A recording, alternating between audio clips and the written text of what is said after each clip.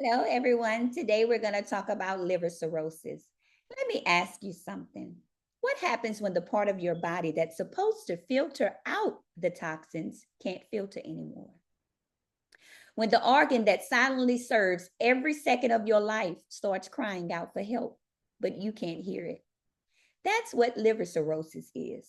It's the body's way of saying, I've been fighting too long without rest. Cirrhosis doesn't start overnight.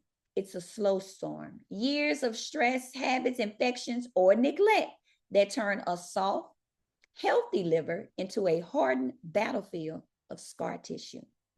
But here's the thing, your liver is strong, resilient, and designed by God to heal when given the chance.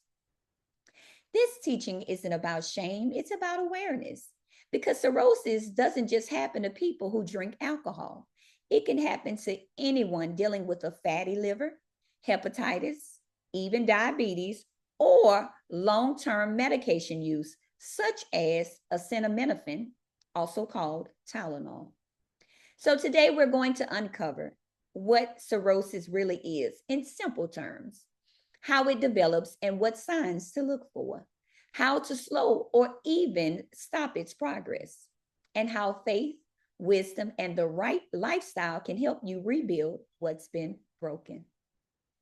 According to Psalms 51 and 10, create in me a clean heart, O God, and renew a right spirit within me.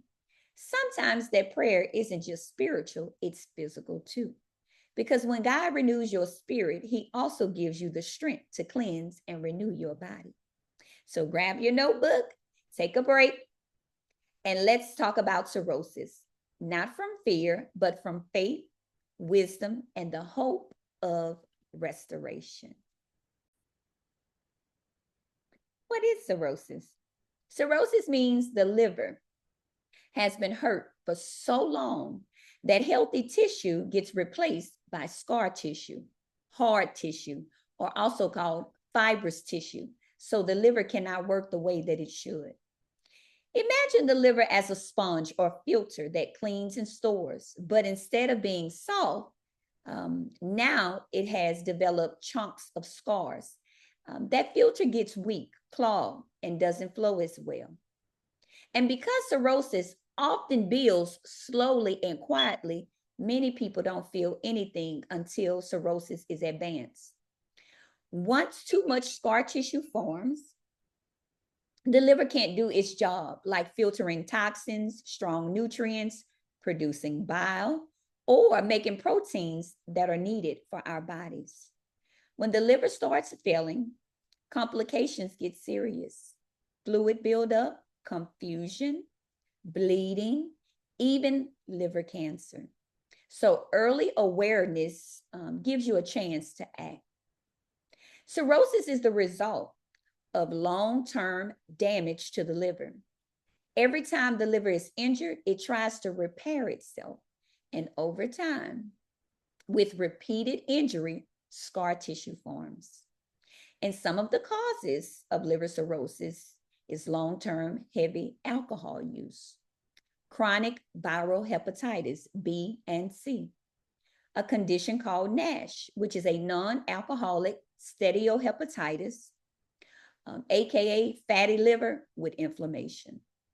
Genetic disorders, things such as Wilson's disease, and also autoimmune liver diseases.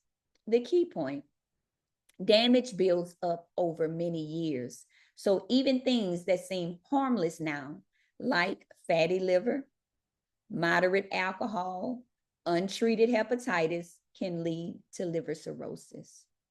Because cirrhosis often starts quietly, here are some signs that you may be able to identify. Feeling tired all the time, also being weak, loss of appetite, nausea and or vomiting, pain or discomfort in the upper right area under your rib cage, swelling in the legs or swelling in your belly. That's called fluid buildup. Yellowing of your skin or your eyes, also called jaundice. You easily bruise or you easily bleed. Itchy skin, or spider-like blood vessels on the skin. These are symptoms that usually come late, but with regular checkups and talking to your healthcare provider, these are things that can either slow this process down or stop it. So, how can we prevent or slow cirrhosis? Well, while scar tissue cannot always be reversed, early action can slow it down, stop further harm, and give the liver a chance to compensate. So some of the things that you can do is stop or reduce alcohol completely if you already have a liver risk. Treat underlying conditions such as hepatitis, managing fatty livers, controlling your blood sugar, and controlling your cholesterol. Eat a healthier diet. Incorporate more vegetables, lean protein, less processed foods, less sugar, and smaller portions. Exercising on a regular basis, because movement helps your metabolism. It causes a fat reduction. And watching your medications and your toxins. Avoid unnecessary drugs or herbal supplements that stress the liver. Regular medical checkups. Keep track of your liver enzymes, your liver imaging, and ask about cirrhosis if you have risk factors. 1 Corinthians 16, 19, and 20 says, do you not know that your bodies are temples of the Holy Spirit? Therefore, honor God with your bodies. Caring for your liver is more than good sense. It's worship. It's saying to God, thank you for this body. I want to live in it well.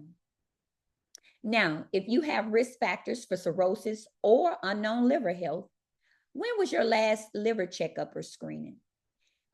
If you drink alcohol, can you reduce or stop it? If you have fatty liver or diabetes, can you make one change this week, like cutting your sugar or walking at least 15 minutes a day? Share in the comments what steps you will take this week to protect your liver. What other health topic would you like for me to dive into next? Until the next video.